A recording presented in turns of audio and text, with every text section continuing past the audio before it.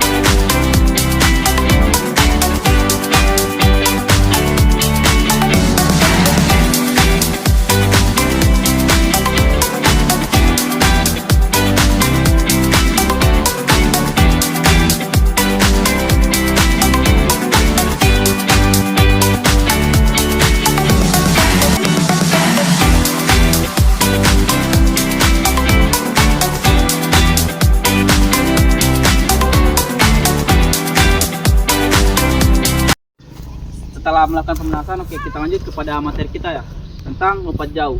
Tadi saya sebutkan ada beberapa tahapan tadi sebelum melakukan lompat jauh. 4 Pak. 4. Ada apa saja? Lupa Pak. Ada awalan lari secepat mungkin. Kemudian adalah tolakan atau tumpuan, kemudian melayang, kemudian terakhir mendarat. Oke. Saya jelaskan satu persatu dulu. Lari yang biasa digunakan oleh seseorang itu maksimal 30 sampai 40 meter sebelum melakukan lompatan. Kemudian kedua ada melakukan tumpuan. Nah, oke, bikin bisa ke sini biar saya jelaskan bagaimana melakukan belajar yang benar. Kita kamera boleh ke sini.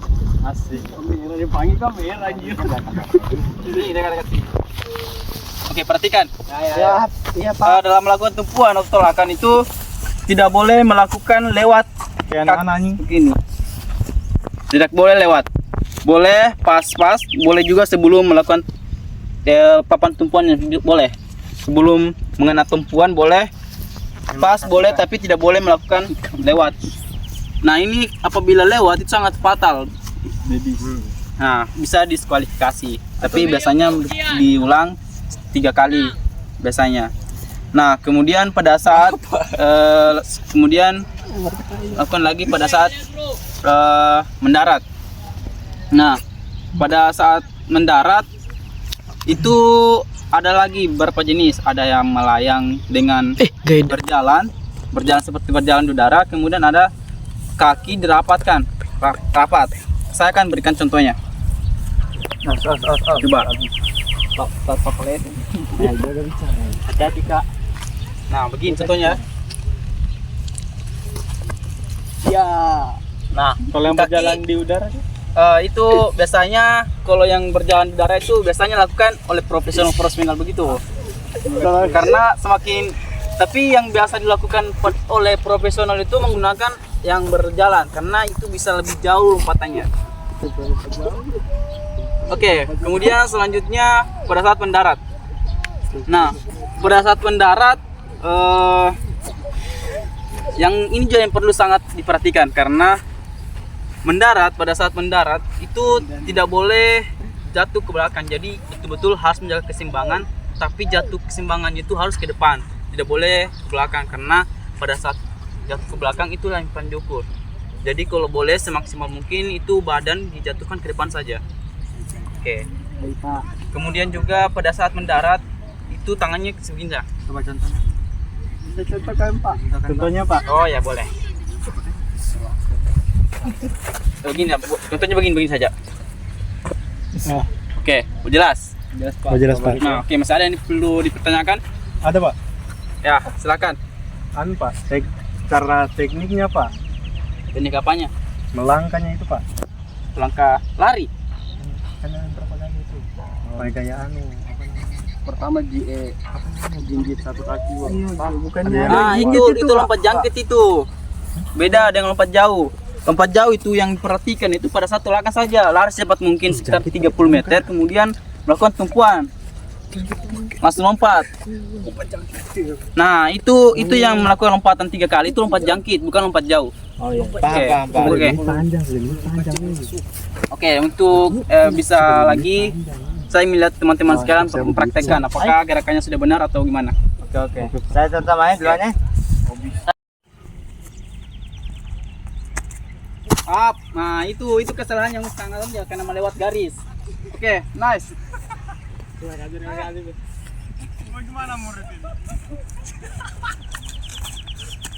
Oke, bagus. Lanjutnya. Kami orang. Nah, ini juga fatal. Di school sebenarnya ini. Ini Bapak. Oke, bagus. Ke baju sana ya. Setarung memang. Oke. Ulang lagi 1 kali lagi. Ini ada beberapa kesalahan tadi ya. Oke, baik. Oke, Di mana tadi kesalahannya Bapak? Yang silakan ulang. Lompat ulang. ya, baik. Ya. Nah, gitu.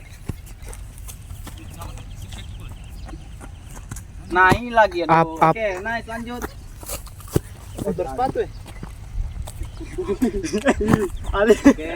Ali. Oke. Ayo Al. Oke. Oke, baik. Setelah tadi melakukan lompatan, praktikan lompat jauh, teman-teman semua sudah bagus semua lompatannya. Namun masih ada beberapa orang yang masih kurang memahami mungkin atau lupa. Kesalahan yang memang sepele tapi itu sangat fatal. Nah, itu kesalahannya pada saat melakukan tumpuan. Itu sebenarnya pada saat melakukan tolakan, kakinya tidak boleh melewati dari batas yang telah ditentukan. Itu tolakannya atau papan kayu biasa digunakan. Itu tidak boleh dilewati dari kakinya. Mungkin itu saja kesalahan-kesalahan ada dari saudara Acin, ada beberapa lagi. Nah, itu perlu dievaluasi lagi. Mungkin cukup sekian dari pembelajaran materi lompat jauh pada atletik ini.